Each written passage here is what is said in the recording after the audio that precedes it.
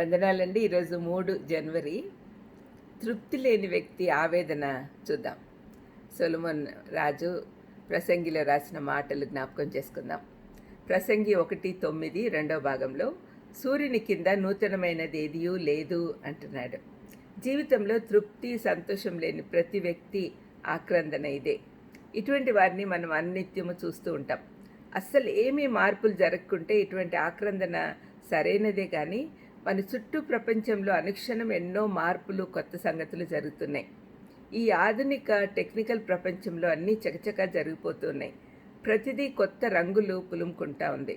అయితే ఈ తహతహలు, ఆరాటాలు ఎందుకోసం? కారణం ఏమంటే ఈ ప్రపంచంలో ప్రతిదీ కొంతసేపు అవగానే పాతదైపోతుంది, విసుగు కల్పిస్తుంది.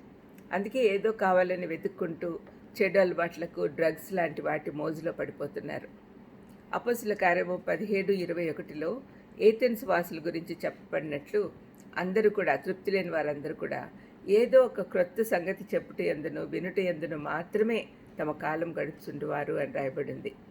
వీటితో తృప్తి చెందక వేరే మార్గాలు వెతుక్కుంటారు. తమంతా మర్చిపోటకు మార్గాలు చూస్తూ ఉంటారు. ప్రసంగి 3:11లో సొలొమోను స్త్రీ పురుషులు ఎందుకు తృప్తి లేకుండా ఉన్నారో కారణం చెప్తూ ఉన్నాడు.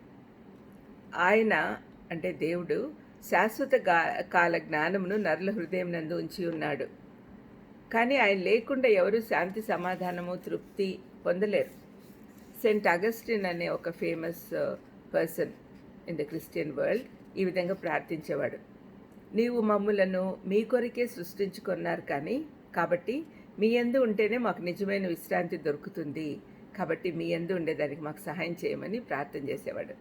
దేవుని హస్తం చూసేంత వరకు కళ్ళు సంతృప్తి పొందలేవు. ఆయన స్వరం వినేంత వరకు చెవులకు తృప్తి లేదు. కాబట్టి మనమందరము దేవుడి ఆహ్వానాన్ని అందుకొని విశ్రాంతి పొందాలి. మత్తయి 11:28లో మనకు బాగా తెలిసిన వాక్యం, ప్రయాసపడి భారం మోసుకుంటున్న సమస్త జనులారా నా యొద్దకు రండి, నేను మీకు విశ్రాంతి కలుగు చేస్తాను అన్నాడు దేవుడు. ప్రపంచంలో ఏది కొత్తది లేదు. మనిషి ఏది క్రొత్తగా సృష్టించలేడు. ఎందుకంటే మనిషి సృష్టించబడినవాడు, సృష్టికర్త కాదు. ఒకవేళ మనిషి తాను సృష్టిస్తాను అనుకునేది కేవలము దేవుడు ఆల్రెడీ చేసి ఉంచిన పాత కొత్త కలయిక. సృష్టికర్త అయిన దేవుడు మాత్రమే కొత్తవి సృష్టించగలడు. పాపులను కొత్త మనుషులుగా చేయగల శక్తి క్రీస్తుకు మాత్రమే ఉంది. 2 కొరింథీ 5:17లో పౌలు క్రీస్తునందున్న వారి నూతన సృష్టి, పాతవి గతించను, సమస్తము కొత్తవాయను అని అంటున్నాడు. ఆ తర్వాత కొత్త అయిన తర్వాత, క్రీస్తులో కొత్తగా మారిన తర్వాత కొత్త నడక నడవచ్చు, కొత్త పాట పాడవచ్చు. దేవుడు ఏర్పరిచిన జీవం గల కొత్త మార్గంలో దేవుని సన్నిధికి వెళ్ళచ్చు. భవిష్యత్తులో కొత్త ఆకాశం, కొత్త భూమిలో ఉండొచ్చు.